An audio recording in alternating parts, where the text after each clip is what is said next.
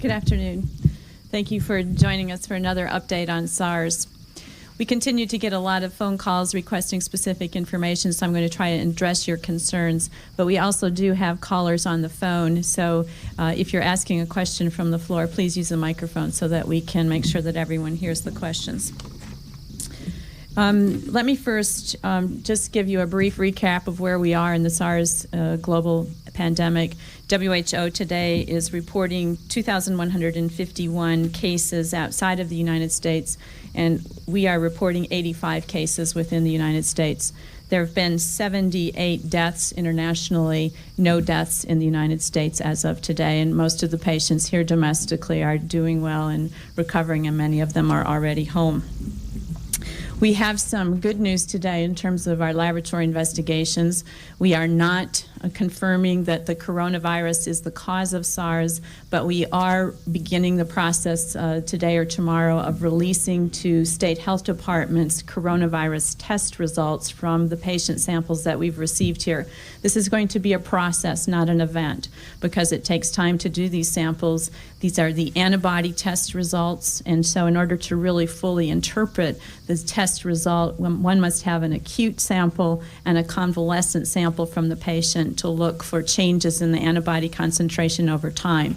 Obviously, we don't have all those samples yet, especially for the recent patients. So as we get the information and can fill in the blanks, we'll be providing that information to the states.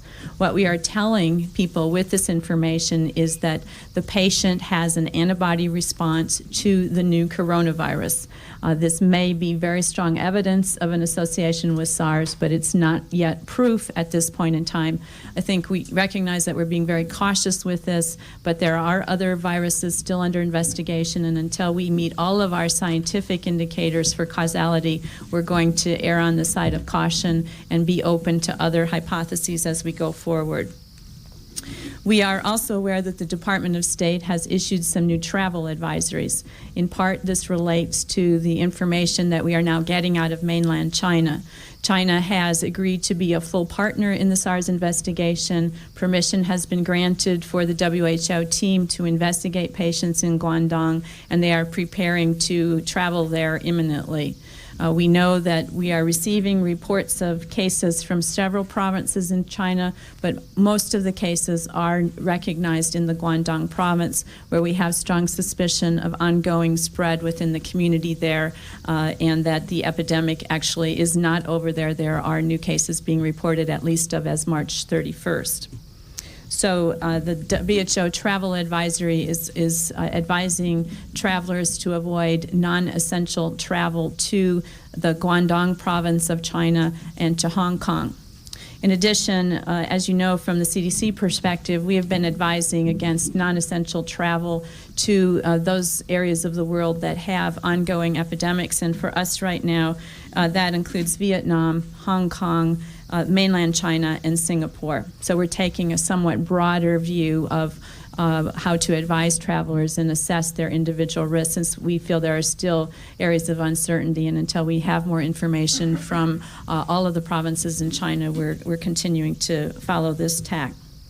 The travel alerting mechanism continues. We've issued more than 250,000 travel alerts. Many of you are aware yesterday that the alert process is working exactly as we would like it to.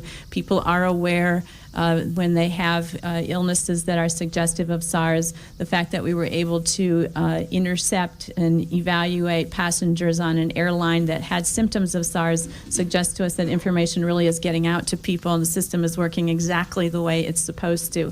As a follow-up to that, we know that the passengers were thoroughly evaluated by the local health officials, were found not to have SARS. They were released. The plane was released. The other passengers are under no special observation beyond that they would be under, because they were potentially returning from a country where SARS was being transmitted.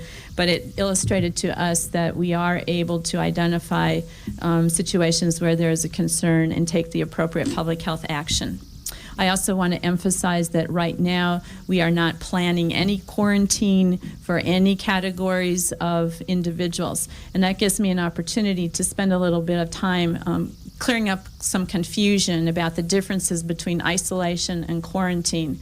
we're getting a lot of calls, and it's clear that there are communication is not accurate in a lot of these fronts. So let me just indulge you a little bit with some straightforward explanations about what these words really mean. They can be very frightening and confusing to people, and we really want to make sure folks understand what we're talking about. First of all, isolation is a public health tool that applies to people who are sick or who have infectious diseases that could be transmitted to others. We isolate people every single day in hospitals because we're concerned that they have a disease or an infection that could be communicable to other patients or to healthcare personnel. So it's an extremely common mechanism. It applies to sick people, and it can be either voluntary or required, depending on the circumstances. Almost all isolation in this country and elsewhere is voluntary. It's just simple standard operating procedure in practice in healthcare settings or even in home settings to prevent spread of disease to others, but also to make sure that patients can get the proper care that they need and are given the full and humane treatment. Quarantine is a word that applies only to well people who may have been exposed to an infectious disease and could be at risk for incubating it or passing it on to someone else. Like isolation, quarantine can either be voluntary or it can be required. Almost all quarantine in the United States in the last several decades has been completely voluntary, and it can last for various periods of time. Sometimes we quarantine people for just a few minutes while we are looking at them to determine whether they have SARS or whether they have tuberculosis. And this is especially common in travelers who are coming into the country, and there's a concern about exposure. It is also true that a quarantine can be applied for longer periods of time, for example, for a period of time to get people prophylactic treatment so that they don't develop a disease or spread it to someone else. And rarely do we ever need to implement quarantine for longer periods of time. And when we do so, again, it's almost always a voluntary process. So it is very important to move away from the understanding of quarantine that we had a century ago, which was really something that was very required and often very unfair and very difficult for the people who were involved in it. That is not the kind of quarantine that we're talking about in the 21st century. We're talking about public health tools that simply serve to protect people or to protect themselves or others from a communicable disease. And we are aware that some countries right now have implemented voluntary quarantine for SARS for SARS contacts, and Hong Kong is in the process of implementing holiday camps as a form of quarantine for people who may have been exposed to SARS and could transmit it to others. One way to think about quarantine is like a snow day. It's simply a break from a situation where you might expose someone else or put someone else at risk for something that you are incubating.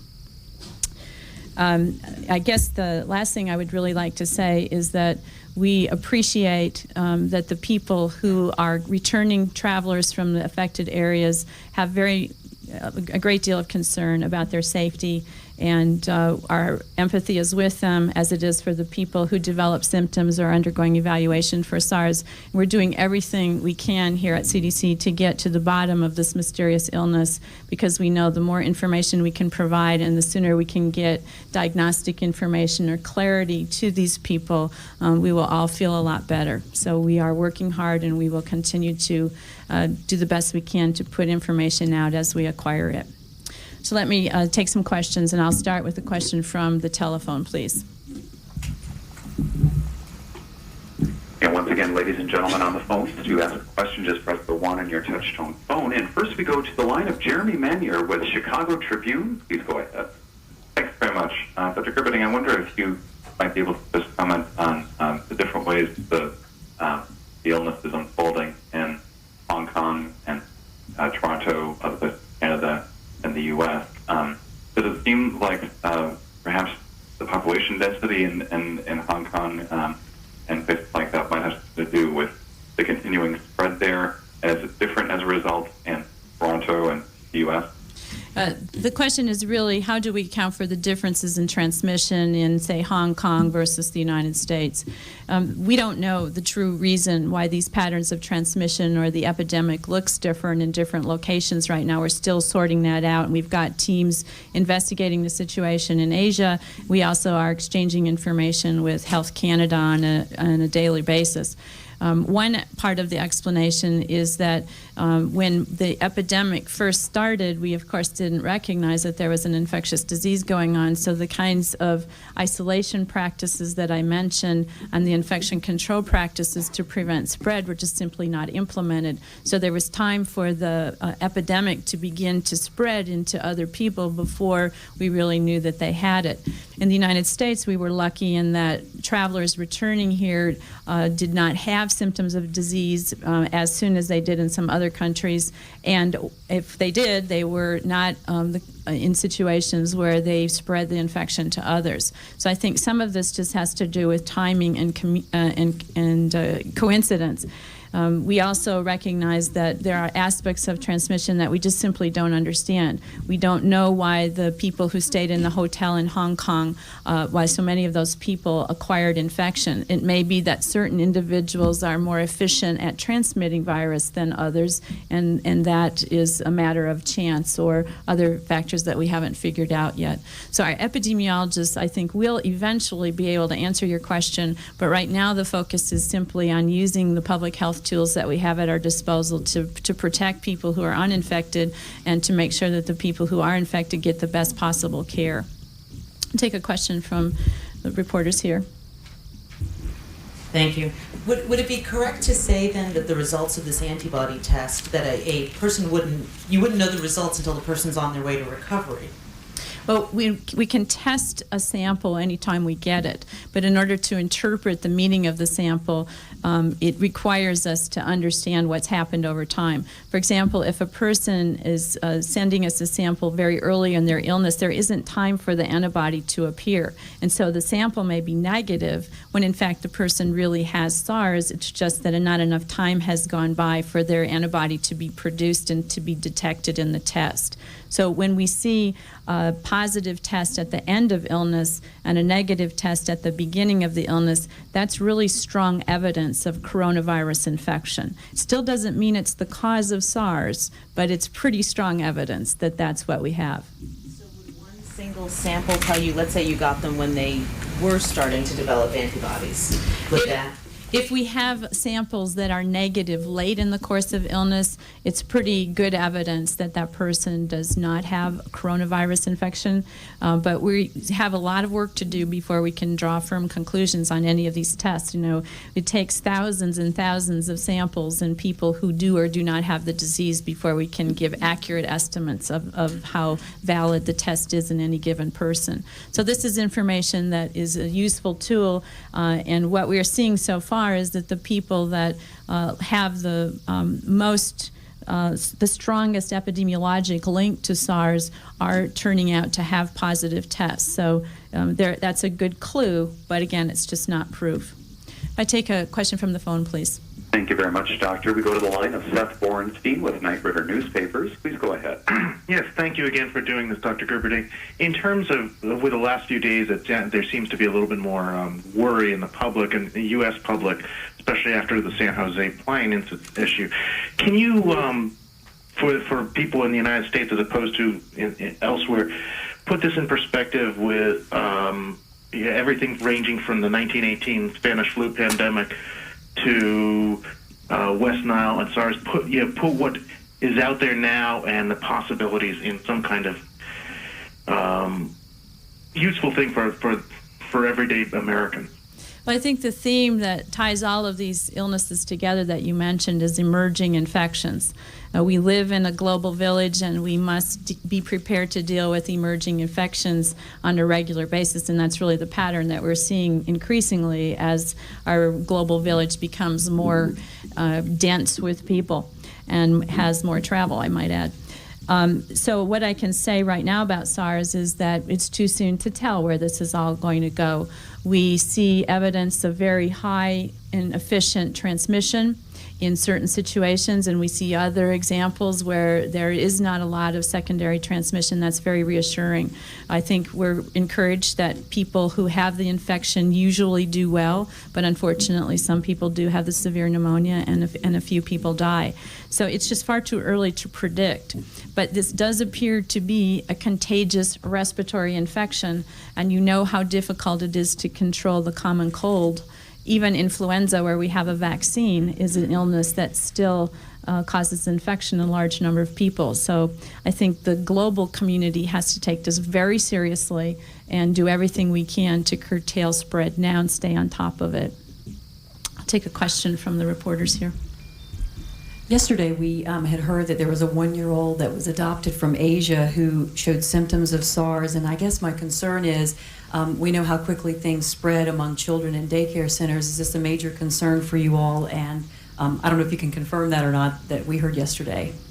We are evaluating adults and children who have come to the United States from China who have symptoms suggestive of SARS, including some children that have just recently been adopted. It's far too early to say whether these children actually have SARS. Earlier in the month, there was a report of such a situation, and it turned out the child had a completely different respiratory infection. So we want to cast a wide net, and we're very alert to this. We're taking some steps now to be sure that we're getting information to parents of adopted children. There's already information on our website which provides some general guidance, but in addition, we're preparing some very specific recommendations to parents that might be useful to them when they're in the country waiting to adopt their child.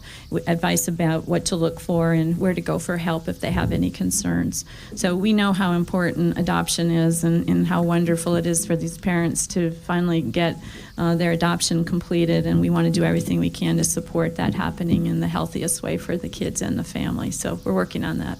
I'll take a question from the phone, please. Certainly. And Doctor, this next question comes from Joanne Silberner with the National Public Radio. Please go ahead. Are you satisfied with the rate of progress? Am I satisfied with the rate of progress? I think in some respects we've had absolutely unprecedented speed in this investigation. The scientific achievements that happened within the first week of virus laboratories receiving specimens are just truly unprecedented. The fact that we very quickly were able to sequence, that we have a strong candidate for the cause of this situation, that we have developed a test that we're now putting out to health departments as hopefully a potential tool for improving the specificity of our diagnosis. These things have happened in absolutely unprecedented time. And I also would add that our communications capacity is absolutely unprecedented. The fact that we have 11 laboratories around the world communicating through a secure internet, and that daily we're able to put up interim guidance or the breaking news or the global infection rates from all of the different countries. This is extraordinary, and it's happening very fast. The question is it happening fast enough to keep pace with this respiratory virus? And we have a lot of challenges here to really identify and contain this epidemic. So I think it's good news, bad news, and we just have to be really vigilant and keep at it. Take a question over here. Thanks. What sort of information do you hope that the WHO team will be able to find out in Guangdong? The WHO team is likely to be addressing several things, and they're all important, so they have their work cut out for them. I think the most emergent question is, to what extent is transmission still continuing there, and what are the patterns of transmission, and who is affected, and what can be done to curtail or intervene. We're particularly interested in evaluating the infection control practices in hospitals, because that's an area where we probably can assist, or at least we have, I think, successful guidance in how to prevent spread in those settings. But there are lots of other things that I think we would all want to establish, that what's going on there is in fact identical to what we're seeing elsewhere, and that the cause of it, or the agent, the virus, is present there or not present there as well. So there's epidemiologic information, there's prevention information, and there's scientific virologic information, and these are all really important. Take a phone question, please. Let's go to the Canadian Broadcasting Company's Maureen Taylor for our next question. Please go ahead.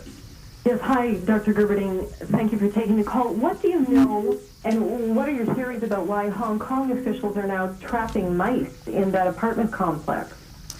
I can tell you that the officials and the health agents in Hong Kong are doing everything they can to try to understand why so many people in that apartment complex were infected. And the typical things one would look for in that situation would include, first of all, is there a particularly infectious patient, and where did that person have contact with the other affected people?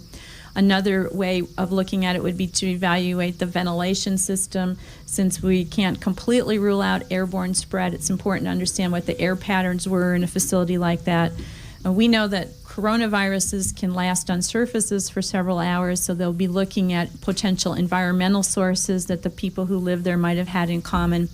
And because coronaviruses can be found in animal species, it's important not to rule out some other explanation that doesn't seem to be the propagator of this particular epidemic, but we have to have an open mind and look in all of the nooks and crannies of the epidemiologic cupboard to see that we have checked every hypothesis out. So I know that they're doing an exhaustive and a thorough assessment to make sure they don't overlook something. Question here. Were there any particular risk factors among the patients who died? We haven't identified any characteristics of the patients who've died that would provide clues to why they had a particularly severe illness.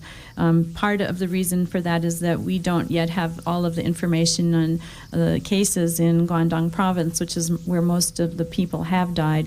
The Hong Kong investigation is moving along quickly, but there's just not enough information there to really say. So that is a very important question, and we will want the answer to it, but we don't have it yet. We'll take a telephone question. Very good, thank you. Next we go to the line of Robert Bazell with NBC News. Please go ahead. I'll pass for today, but thank you very much for having the briefing. Thank you, Mr. Bazell. Doctor, would you like to go to another phone question? Yes, let's take another phone question. Very good. We go to Denise Grady now with the New York Times. Please go ahead. Thank you. I'd like to ask two questions, please. One is, you mentioned a few times that although you have strong evidence and are working with this test, it's not proof yet. So I'd like to ask what will or what would constitute proof. And my second question is, could you explain as specifically as possible how it is that death occurs when people die from this disease? Thank you. Thank you. The proof of causality could come in various forms. I think one of the things that we need is to know not only the numerator, meaning the number of people with the SARS syndrome who have a positive test, but we also need the denominator, the number of the people with SARS syndrome who have a negative test. If this was truly the cause of SARS, we would expect that most people with the condition would end up having a positive test. And we haven't done enough tests yet to really have confidence that we can exclude that. So that's one piece of information that just relates to the test. Another possibility, although I don't think it's very likely, another possibility is that coronavirus is causing some sort of upper respiratory tract infection and people are developing antibodies to it, and it is not related to this pneumonia or the severe condition that we're talking about. When we see the virus in lung tissue, in the part of the body that is diseased, that provides very strong evidence. And we have seen coronavirus in some lung tissues, but we would like to know for sure that it's in all of the tissues or that we find some indication that it's been there. The trouble that's the thing that's tripping us up in that is that we haven't gotten lung tissue, like for example from a biopsy from someone early in the course of the illness, and most of the tissues we're dealing with are from autopsy specimens, so they're very late in people who are profoundly ill and had a lot of lung damage. And so it's very common in those situations, even with influenza, not to be able to find the virus that late in the course. So we just have to be meticulous and work with all the collaborating laboratories to look there. In terms of how do people die when they do succumb to SARS, in general, what happens is they develop a pneumonia and lung congestion. Some of them have developed a condition called adult respiratory distress syndrome, or ARDS, acute respiratory distress syndrome, which is really a nonspecific term that simply means the lungs are congested and you can't get enough oxygen and you can't properly ventilate. Most of those patients have to be on mechanical ventilation, and sometimes they will recover, but often they don't, because that really represents very severe lung damage and it's difficult to recover from it. Going to go to the phone, please.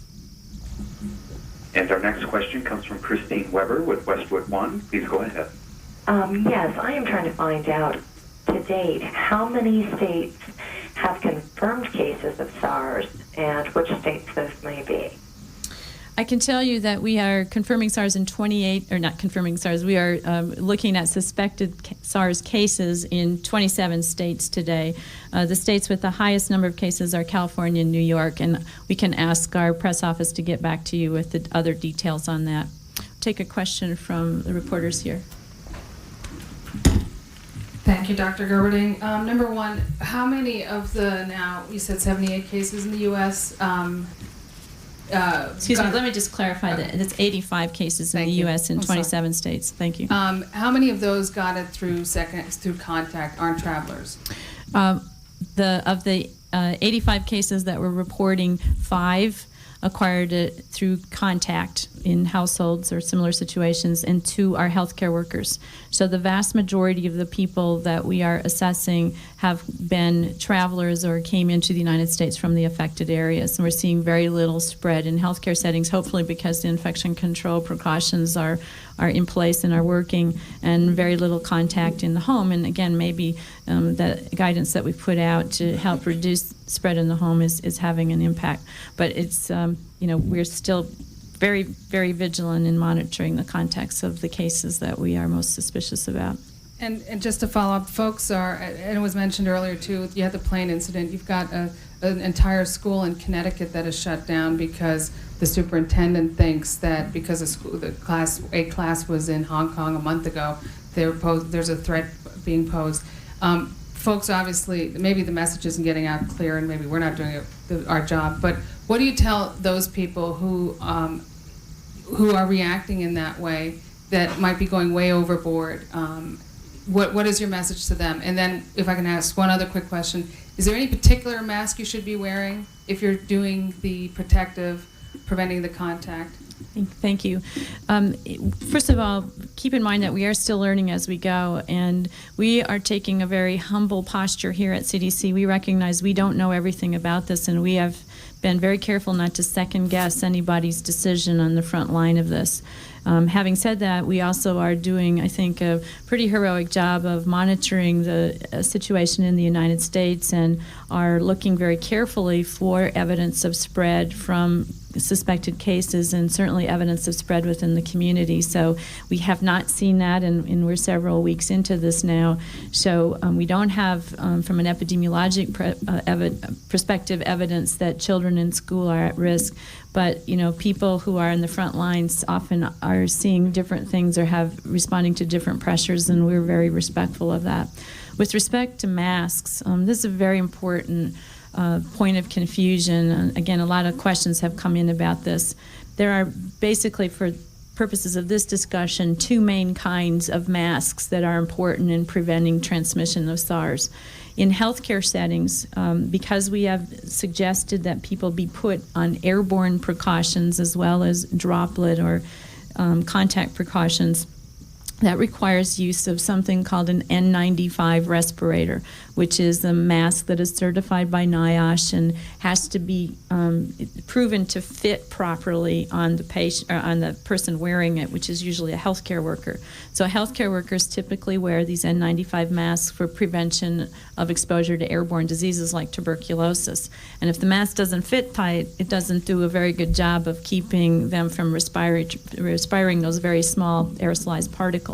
So for prevention of spread in healthcare settings, the healthcare workers or visitors who are having direct contact with SARS patients are advised to wear N95 masks. In addition, the person would be in a special isolation room that has air circulation so that the air is cleaned and filtered. In homes, we're not talking about masks in this way. When we said that if a SARS patient is in the home, they should put on a mask. That kind of mask for the patient just needs to be a surgical mask because its purpose is to prevent droplets from splattering out of their mouth and nose. And you don't need a particularly great mask for that. You know, some people would say a cloth or even a t-shirt could be useful in an emergency. But we are not recommending masks for other people. Right now, this is the recommendation for those who are in contact with SARS patients and not for people who are on the streets or who are in other situations where there may be exposure to other people. I take a phone question, please. Let's go to Newsday's Lori Garrett for our next question. Please go ahead. Hi, thanks again for having the briefing. Two quick questions. First, the antibody test that you're talking about, is this an ELISA or Western blot test? Is it double performed? How is it cross-validated? And the second is sort of hearkening to Jeremy Monier's first opening question of this entire briefing. Up at least until yesterday, folks there at the CDC were saying that for reasons no one really understood, none of the cases seen in the United States so far have actually been acute. And most presentation to healthcare workers has been a pretty benign sort of form of the illness. Why in the world would that be so? What possible epidemiological explanation could there be for why, I mean, this isn't about the quality of the healthcare before they ever even get there, why we have yet to see anything equivalent to the cases that surfaced in Toronto, Hong Kong, southern China, Vietnam, Singapore. Yeah, Laura, your question is breaking up a little bit, so I'm just going to repeat it. I'm going to actually ask Dr. Hughes to provide a little bit more information about the indirect fluorescent antibody test that we're talking about right now. But with respect to your second question, why are the case patients in the United States having relatively mild illness? This was a conscious decision on our part to include anybody with fever and a respiratory symptom who had traveled to an affected area. The cases that WHO is including from countries on its list, at least most of the cases that are formally appearing in the WHO list, are only people who have the severe form of SARS with the pneumonia. And so we are casting a broader net in this country because we want to be vigilant about identifying anyone who could possibly be infectious and isolating them if they're sick and advising their contacts to how they can protect themselves. So not surprisingly, we do not have as many patients with pneumonia. In fact, I think we have altogether, I'll have to get back to you on the exact number, but less than 50% of our case patients have had pneumonia, and one of our case patients has required ventilation. But most of that is the artifact of the way in which we are conducting our evaluation and our epidemiologic assessment. I think there are actually about 20 of the case patients have been diagnosed with pneumonia.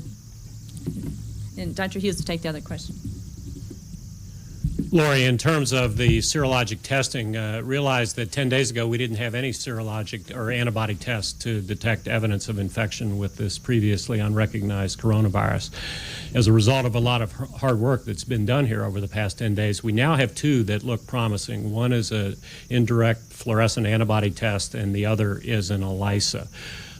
More work needs to be done to validate these tests. I would remind you that these are tests that are not approved for routine use for patient diagnosis yet, not surprisingly, since they've just been developed. So we have to interpret results with these tests, using these tests with caution.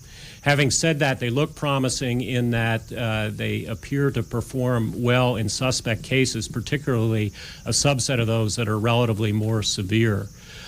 We have looked for evidence of this antibody in roughly 400 sera collected recently from people in this country without any suggestive evidence of SARS, and they're negative in all those people. Take a question from a reporter on the here. Hi, two associated questions. First, could you give us an update on the virologic work that's being done, and at what point, if you have, at what point you think you'll have a sequence of the virus? And Okay.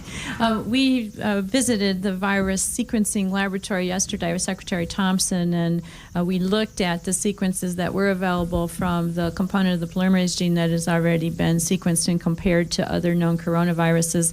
And the laboratory team told us at that time that they had several teams working on the sequencing, and it was going well. They were expecting, they wouldn't promise to have it this week, but it looks like we'll be able to see something end of next week or the beginning of the week after that. You sequence, and then you need to double check and recheck to make sure that the sequence is faithful, basically. And we have more than one isolate that we're working with, so we are wanting to sequence all of the isolates that we have right now. Thanks. So returning to your question about the tissue samples that you've had that have come from patients who have died, could you say what sort of samples you're looking for that you haven't yet received? And in particular, are you going to be looking for any tissue or sero samples from Guangdong? We would, of course, like to share tissue samples or serum samples from all of the affected patients, and that's part of what's been so good about the collaboration among the laboratories, is that there has been a great deal of exchange of information, but we do not yet have any samples from Guangdong, and I'm not sure anybody has those samples in the collaborating network at this point in time. So that would be very helpful information to at least understand what was going on there. We certainly recognize that it's difficult to get tissue from people early in the illness, and thankfully so, because that means that they're not so sick that they either die and have an autopsy or need invasive procedures for diagnosis. But sometimes when people present with an unexplained pneumonia, it is important to get a biopsy of the lung either through the chest wall or more often these days by using a bronchoscope and going down to see what's in the airways and sampling the lower airways. So in patients that might have that procedure as part of their medical care, the material from that specimen can be very useful for us. It may just be a wash where they put some water down there, some saline, and then bring it back up, and we can culture virus from that. We do have a virus isolate from that kind of a sample from one patient. And sometimes when they do that bronchoscopic procedure, they also do take a sample of tissue for evaluation and culture and so forth. So if by any chance patients have those procedures done, we're not suggesting that it's something to do for our purposes, but if it's done for other medical care and they're available, we would definitely be interested in sharing with them. Let me take a phone question first. Thank you, Doctor. And representing the Journal of Emergency Medical Services, we go to the line of Marian Garza. Please go ahead. Yes, thank you. As you probably know, that there are 180 paramedics in Toronto that have been quarantined in their homes. 3 have been hospitalized with the symptoms of SARS.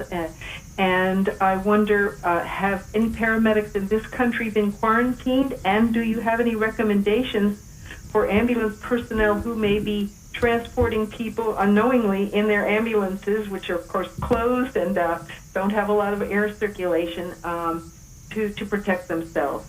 First of all, in the United States, we are not quarantining anybody with this condition at this point in time. So, no, there are no paramedics or anybody else who's being quarantined. We are not aware of paramedics being among the group that have acquired infection from contact in the country. At least I'm not aware of that. And I appreciate that there's always concern about ambulance transport of sick patients. That's why we recommend standard precautions, and that healthcare workers are advised to use masks or to put masks on patients if they're coughing and have an unexplained respiratory illness. So there are some generic things that can be done to offer protection.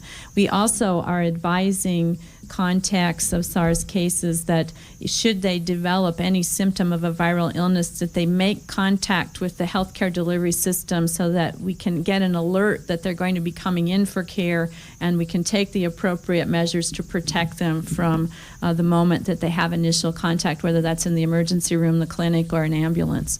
So I appreciate your concern, and I think it's one of the components of the healthcare delivery system that we need to attend to. Right here.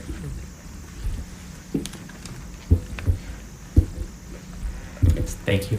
Dr. Gerberding, can you, I guess, talk about just the size of the personnel of the CDC that are devoted to this case in terms of how it compares to, say, what, was working on the West Nile virus outbreak last year? Are they working around the clock? Are they working 12-hour shifts, 15-hour shifts? How has that changed from just normal, say, 3-4 weeks ago? Thank you. We have adopted one word to describe this operation, and that is parsimony. And we are working very hard to be right-sized and make sure that the staff and the people who are involved in this particular investigation and response are exactly what we need to do this job well, but also to do it for a sustainable period of time, because we think we're going to be in this business for at least several weeks, if not longer.